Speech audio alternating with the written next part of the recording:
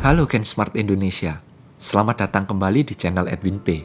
Di kesempatan kali ini, saya ingin membahas tentang investasi gadget lagi. Karena di era digital saat ini kan medsos berkembang dengan sangat cepat. Banyak sekali muncul video-video mulai dari yang amatiran hingga profesional mewarnai isi dari media sosial kita guys. Ini membuat kesempatan kerja di dunia digital dan perfilman meningkat, yang dimana diikuti banyak sekali orang belajar dalam membuat video, termasuk juga saya. Nah, dalam membuat video, pastinya selain kreativitas konten, kita juga memerlukan dukungan dari gadget yang cocok dan bagus agar performa kita saat membuat video bisa maksimal dari segi waktu dan kualitas videonya juga. Tapi masalahnya gadget saat ini itu pilihannya tidak hanya satu atau dua gadget saja. Ratusan bahkan ribuan jumlahnya pilihannya sekarang. Dan harganya juga sangat bervariasi, mulai dari yang murah hingga yang bisa mengosongkan kantong kita guys. Jadi sebisa mungkin kita itu harus pintar-pintar memilih produk yang harga dan performanya cocok dengan kebutuhan kita. Jangan sampai beli gadget yang mahal tetapi tidak bisa dimaksimalkan kegunaannya. Dan jangan sampai beli gadget yang murah tetapi akhirnya menghambat kinerja kita guys. Seperti yang bisa Anda lihat, saya merupakan salah satu konten kreator dalam bidang animasi 2D dan 3D. Dalam proses pembuatan video animasi seperti di channel ini, saya bukan berarti langsung tahu gadget mana aja yang akan saya pilih. Saya pertamanya membuat beberapa kesalahan dalam membeli aplikasi dan juga gadget yang pada akhirnya hampir tidak pernah saya pakai guys. Jadi di kesempatan kali ini saya ingin membagikan pengalaman saya dalam berinvestasi gadget untuk membuat video animasi seperti saya ini, agar kalian para Gen Smart bisa belajar dan menghindari beberapa kesalahan yang saya buat guys. Oke, kita langsung ke topik pembahasan ya. Pertama-tama akan kita bahas gadget yang menurut saya paling bisa memaksimalkan kinerja pembuatan video seperti ini, baik dari segi waktu dan juga harganya. Menurut kalian, kira-kira apa gadgetnya? Smartphone, iPad, laptop, kamera beserta lensanya, atau lainnya? Kelihatannya semuanya kok perlu ya. Nyatanya saya tidak pernah menggunakan gadget itu semua dalam membuat video ini. Hanya PC dan audio recorder saja. Mengapa kok tidak perlu kamera? Karena video saya adalah video animasi 2D yang juga mix 3D. Menurut pengalaman saya, 90% kerjanya hanya dari program editing yang ada di PC saja, seperti DaVinci Resolve dan juga After Effects. Kenapa PC? Laptop kan sama aja juga bisa. Lebih fleksibel lagi. Memang betul, laptop sangat fleksibel. Meskipun kalian merasa bahwa laptop lebih fleksibel, harganya itu jauh lebih mahal dari PC guys. Bila dibandingkan dengan spesifikasi yang sama, laptop itu bisa lebih mahal 2 kali lipat, bahkan lebih. Bagaimana dengan smartphone ataupun tablet? Kan sekarang banyak tuh video-video yang memperlihatkan bahwa tablet ataupun smartphone juga memiliki aplikasi editing video yang bagus.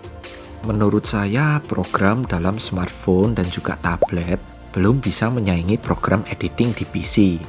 Tapi itu untuk saat ini sih, nggak tahu lagi deh untuk kedepannya. Bukannya gadget seperti laptop, kamera, smartphone, dan tablet itu tidak bisa digunakan dalam membuat video. Karena jenis video kan sebenarnya ada banyak. Ada kuliner, ada iklan, ada podcast, dan sebagainya. Jadi gadget tersebut tergantung dari tipe-tipe video yang Anda akan buat guys. Nah sekarang lanjut lagi. Kan sebelumnya saya merasa bahwa PC ini gadget yang paling kita butuhkan dalam membuat video 2D seperti saya ini. Kira-kira spek PC apa nih yang paling bermanfaat maksimal? Oke, sekarang akan kita bahas satu persatu ya spek dan perkiraan harganya. Langsung aja yuk. Pertama, CPU PC Core. Untuk core-nya pilih 6 core guys. Sebenarnya pilihannya cukup banyak, bisa sampai 32 core. Cuman untuk editing seperti saya, 6 core ini sudah sangat cukup. Untuk CPU PC Core sendiri ada 2 pilihan. Bisa memilih AMD ataupun Intel. Untuk merek AMD, saya bisa menyarankan AMD Ryzen 5 3500 atau 3600. Sedangkan Intel bisa dengan Intel i5 10400. Kedua merek kurang lebih sama bagusnya kok. Akan tetapi saya sarankan sebelum membeli, bisa cek dan membandingkan dulu harga kedua merek ini. Kira-kira mana yang lebih murah gitu. karena fluktuasi kurs mata uang dan juga animo masyarakat membuat harganya sedikit berubah-ubah guys. 2. Random Access Memory atau disingkat RAM. RAM yang saya sarankan adalah 32 GB. Mengapa 32 GB? Karena saya sudah mencoba dari yang 8 sampai 128 GB. Menurut saya yang bisa saya gunakan untuk editing dan memakan waktu paling efektif juga harganya relatif bagus, itu adalah 32 GB guys. Contoh merek yang bisa digunakan adalah Corsair Vengeance 2x16 GB alias totalnya 32 GB guys. Sebenarnya merek lainnya juga banyak, hanya saja merek ini yang kebetulan saya gunakan. Jadi jika kalian ingin melihat-lihat merek lain bisa kok, nanti tinggal bandingin harganya saja ya, yang paling cocok di kantong Anda yang merek apa. 3. Internal Storage Memory SSD. Saya menggunakan memori SSD 1 TB. Cuman saya sarankan untuk memori SSD sih 500 GB sudah cukup. Di sini merek yang bisa saya sarankan adalah Samsung 970 EVO Plus 500 GB guys. Keempat, graphic card. Banyak yang bilang editing video harus graphic card yang bagus alias yang terbaik gitu.